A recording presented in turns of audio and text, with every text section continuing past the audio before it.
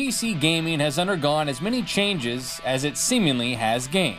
What began as a basic experiment by some curious researchers has birthed a billion-dollar industry, millions of fans, and dedicated competitions.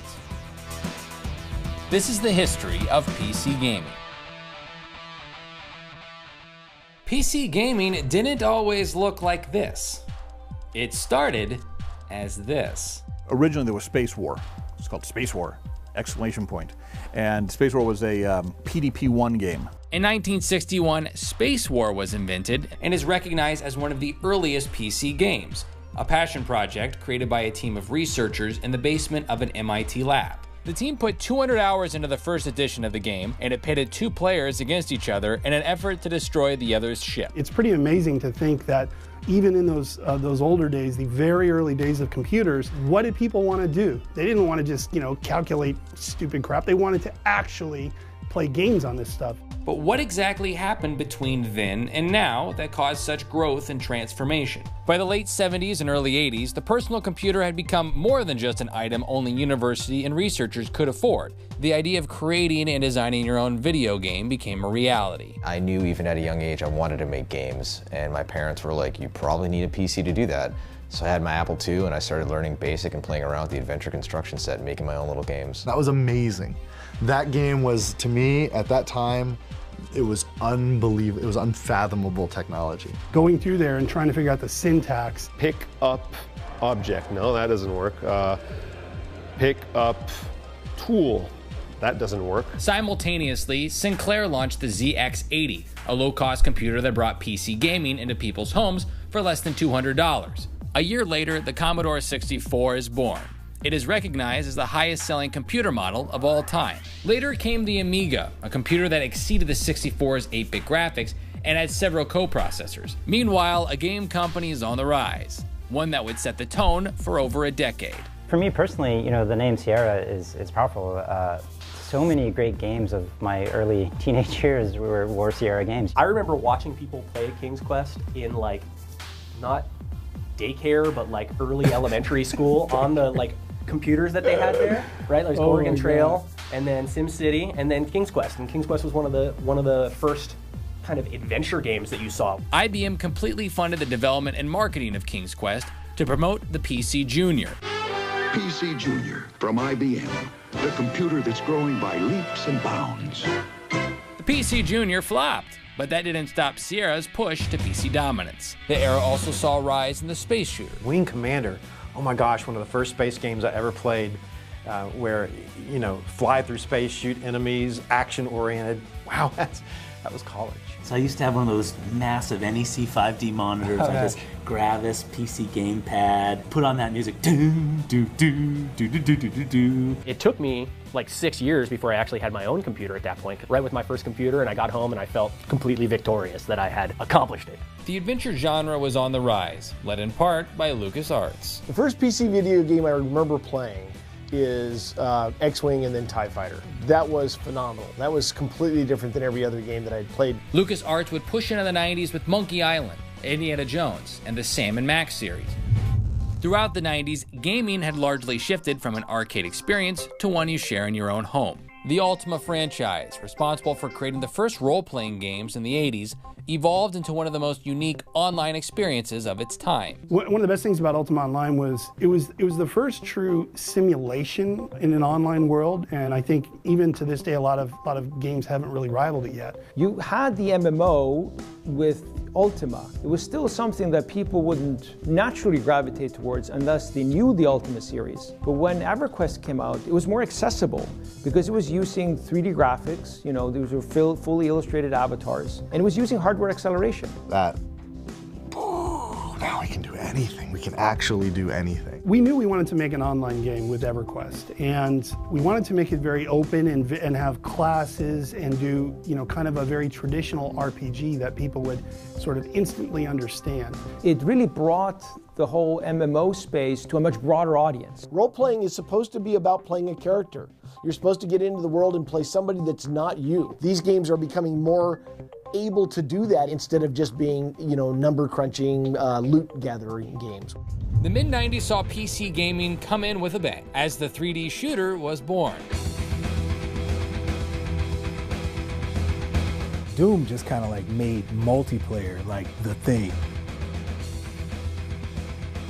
That was like, oh my God, this is it. I was only about 10 when that game came out. As a 10-year-old, that game was pretty terrifying. That was completely different than every other game that I'd played. You actually felt like a dude saving the world from an alien invasion. And, we were just, playing constantly. And then Tim Sweeney came in from Epic, like checking out on us, and he always saw our machines rebooting. It's like, why are your machines rebooting? Yeah, never mind. So, we're constantly playing that stuff, yeah. To me, nothing has quite matched that experience.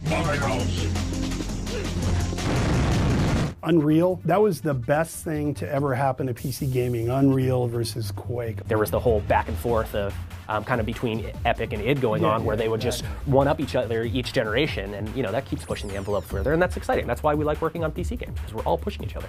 I think Tim Sweeney and the folks at Epic were really very good about taking it up a notch on the graphical side, and they also introduced a lot more arcadey elements that I think still exist in a lot of games out there, and it still remains a very, very popular series. Well, we at Epic have been building the Unreal Engine since 1995. In the second year of developing it, we were approached by developers who wanted to use it for their own projects, and so building the engine for a combination of our needs and our partners' needs has been a key part of our business all along. To me, the thing that really changed the course of game development for the industry was the invention of the GPU. On August 31st, 1999, NVIDIA invents the world's first GPU. PC gaming graphics are never again going to be the same.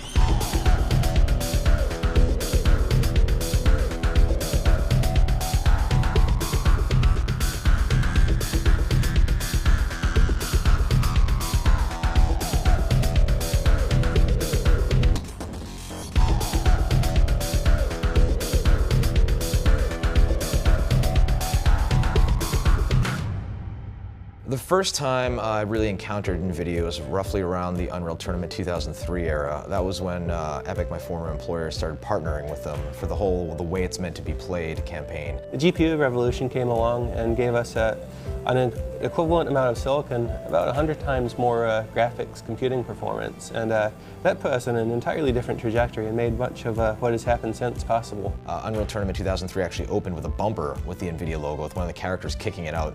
And in hindsight, they were actually defacing the NVIDIA logo, but that's not important right now. Well, I remember my first real 3D gaming experience where I actually bought a video card and I was running in 3D, like really in 3D using OpenGL, was Quake 2.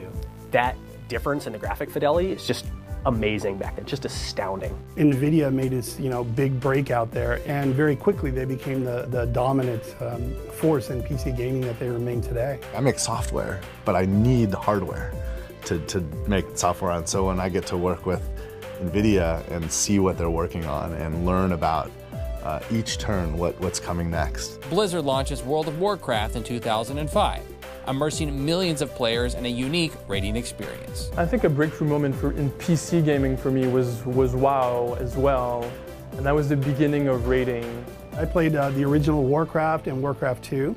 When you look back now, you can see the roots of the success of Blizzard even in those early days, because the games were that polished. I think the first time we took down Ragnaros, we'd been trying him for something like 3 weeks, and then on that final day, first try, first time we get there, goes super smoothly all the way to the end. That was an incredible feeling.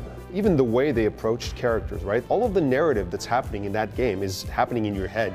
It's all about what you're doing and how you almost, one of the characters almost died or almost survived and ended up saving the rest of your crew. By 2008, it has over 10 million subscribers. Perhaps most importantly, it would inspire spin-offs of team-based, role-playing competitive games. Well, I think the MOBA genre in general is a really good example of something that you wouldn't think would resonate with tens of millions of people. When you are able to create a game like that and create a new genre, a MOBA, that's special. That's saying something. When there's all these games already and you're able to create another genre of gaming, that sparks all these other interests. And so I appreciate Dota for that. The thing about Smite as a MOBA is it's an incredibly deep RTS type of experience, but you're behind the character in third person, so there's actually a little bit of action involved with a lot of the kind of deep strategy that speaks to me for that genre. PC gaming is no longer just an activity between one person and a keyboard. It's a sport. It's a league.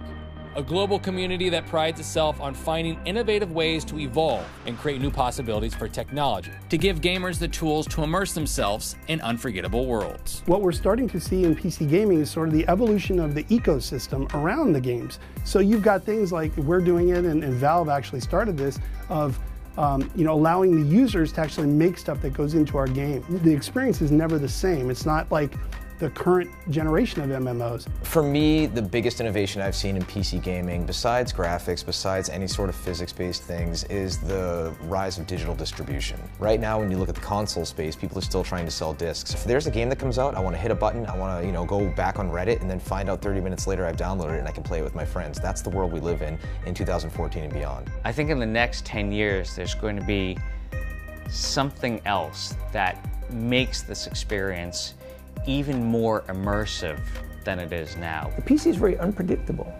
If somebody asked me a couple of years ago that VR was going to be happening in a big way, I would probably have said, you really think so? You think in 2 years that's going to be happening? But it is. And I believe that's really one of the big vectors that we're going to see PC gaming go into now. I'm really excited about all of the virtual reality and augmented reality stuff because that's a better experience for everything. Not just games, it's better for movies, it's better for newscasts, you get a sense of place, you're there, it's all around you. That kind of stuff is enormously intriguing and very, very powerful. Well, for me, it's got to be the Oculus Rift. The idea that instead of sitting in front of a screen, looking at a 3D world on the other side of a screen, you can actually be inside, looking completely around, being completely immersed. Total immersion, that's going to change the world of gaming completely over the next decade. This simulation and immersion that people are looking for, I think a lot of it is because they've played so many of the other games, and this is just the next step of PC gaming. I think it's incredibly exciting to be able to just put on a headset and you're in a different world. And the experience is, it's like nothing else you've experienced before. What keeps me going in the PC industry is the community. When you do something that they love, they will carry you through the streets. You do something bad, say something wrong, they will tar and feather you faster than anything. Well, PC gaming is the most pure, visceral, and high-end form of gaming in the world. I think it will continue to be that forever. For me, I want to get back to that point where we're making a game that's not just a game, it's not just a service, it's almost a religion for the people that play it, for the people that live it, and for even couples that meet online playing the game and eventually get married. That's where the magic is at. And now here we are in the year 2014. New PC games are running all over the world and the most powerful PCs to date.